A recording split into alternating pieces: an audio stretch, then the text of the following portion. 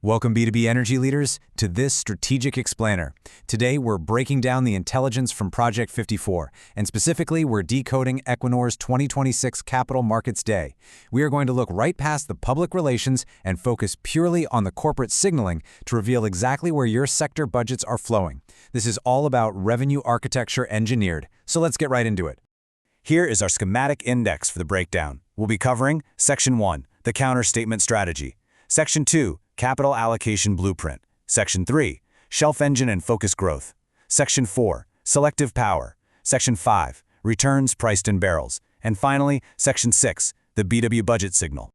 All right, Section 1, the counter-statement strategy. You know, when we're trying to separate the myth from the reality of the energy transition, we really just need to start with CEO Anders Opedal. His statement establishes a super bold more oil and gas thesis. He says, and I quote, "Demand continues to grow and Equinor is uniquely positioned to provide reliable energy. We will deliver more energy." Look, that deliberately strips away all those assumed transition narratives we constantly hear. It's a clear statement of intent. Equinor is optimizing what it already does best rather than trying to entirely reinvent itself. And their primary 2030 target reinforces this exact posture. Equinor is aiming for 2.3 million barrels of oil equivalent per day. That literally means they are growing total production by 150,000 barrels per day. Make no mistake, this is not a managed decline. This is engineered growth. Which brings us to Section 2, Capital Allocation Blueprint. If we map that production growth directly into the engine room, it reveals exactly where the money is going.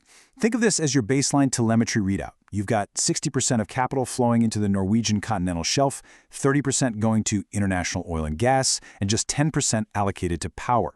It's kind of that rye industry reality, right? While public PR leans heavily green, the actual balance sheet confirms that oil and gas, not renewables, is what funds the company. If you are tracking B2B budgets, this distribution is your master map for the next 4 years.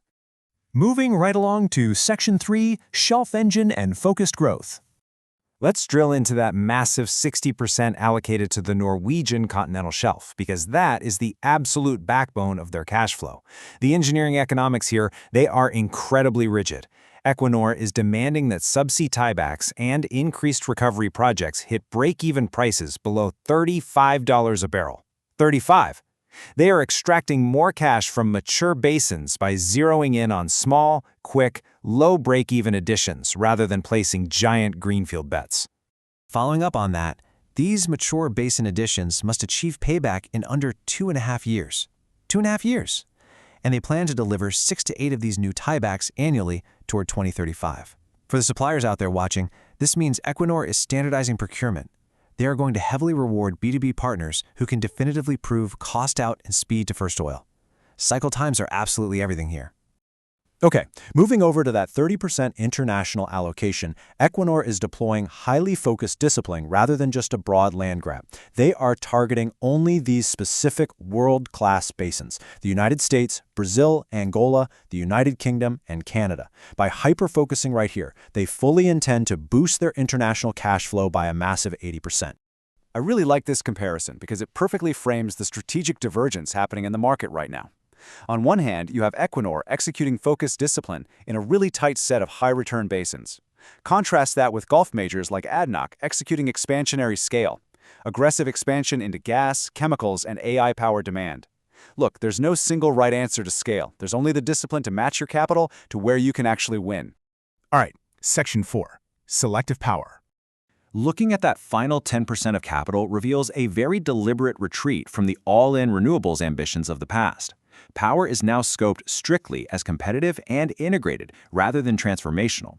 It's demanding nominal equity returns above 10%. The crucial takeaway here is that a disciplined major is only going to fund power if it clears the exact same strict return bar as a barrel of oil, period.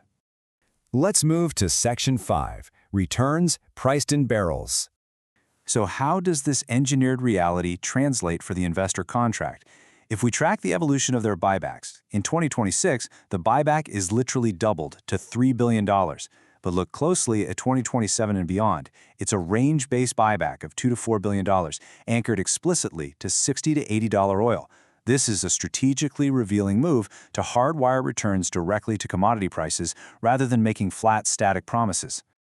When we compile this all into a complete schematic matrix, the total picture emerges. Production? It's up. Oil and gas? That funds the company. A strict 15% return on capital discipline bar? It's set. And returns flex completely with the oil price. Basically, this presents a company betting heavily that energy security and AI-driven demand will keep oil prices supported higher for much longer. Which brings us to our final part, Section 6, the B2B budget signal. For the B2B leaders watching today, this is where corporate intelligence becomes your actual revenue architecture. Aligning directly with these three targets is simply non-negotiable. Number 1, subsea industrialization. You have to prove cost out and speed to first oil. Number 2, for power and clean tech, you must sell on proven returns and system integration, not transition narratives. And number 3, trading and optimization, you need to deliver advanced digital tools and AI capability to help them extract more value. Because if you aren't selling into high return efficiency, fast paybacks, or AI trading tools, you simply aren't tapping the Equinor budget. I want to leave you with this final provocative thought. Equinor tied its shareholder returns directly to an oil and gas price band of $60 to $80 a barrel. By hardwiring their distributions to a price band they ultimately do not control, Equinor just handed the ultimate swing factor over to OPEC and macro market forces. So I have to ask you, how do you read the long-term risk in that disciplined bet? Thank you for joining this explainer. Use these insights, architect your revenue, and I'll see you next time.